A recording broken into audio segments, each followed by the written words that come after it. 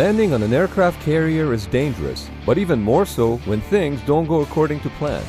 In this case, a test pilot named Captain George Duncan was testing an F-9 F-5 Panther as the airplane dropped below the correct line of approach and the fighter struck the edge of the flight deck and broke in half. You would think that was the end of it for the pilot, right? But it's not what you think. Thanks to the swift reaction of the flight deck crew, the pilot was pulled out alive and the fire was quickly extinguished.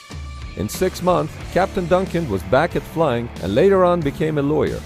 Today, under standard operational procedures, when landing on aircraft carriers, pilots apply full throttle at touchdown. If they catch one of the 3 or 4 arresting wires, they come to a full stop. Otherwise, the full throttle provides sufficient power to continue down the angled flight deck and become airborne again. This is known as bolter. During the subsequent pass, the bolter aircraft will attempt to land again. But in the early days of aircraft carriers, this was not always possible, because carriers had traditional flat-top designs instead of the modern angled flight deck.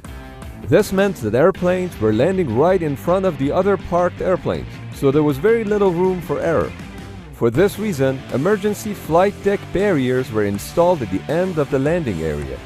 The barriers were about 3 feet tall and would be lowered after each successful landing in order to move the airplane to the parking area.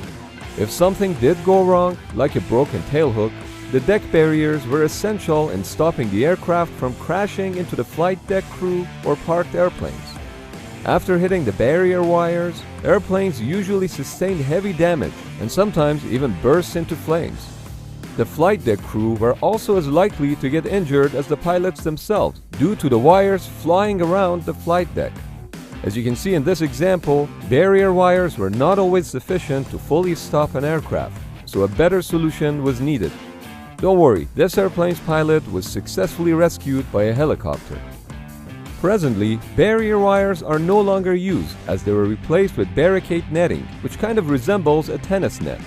The modern barricade emergency recovery system consists of multiple engagement straps approximately 20 feet in height. As the airplane enters the barricade, the release straps break and the aircraft is caught by the engagement straps, which transfer the load to the barricade engine below the deck via a purchase cable. The barricade is normally stowed away and is only rigged in case of an emergency such as tailhook or landing gear malfunction.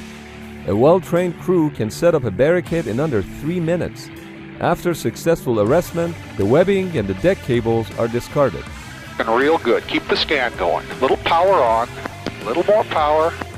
Little more power. Just a little. Cut, cut, cut, cut, cut, cut, cut. Drop your nose. Drop your nose. Stay with it. Stay with it. Stay with it. Stay with it. Stay with it. You're good. Beautiful.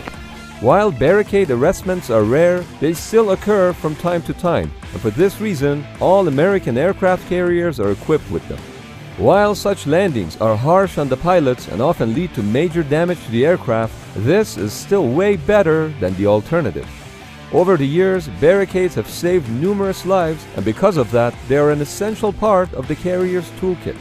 While you hope to never have to use it, when the situation arises, you're glad to have it.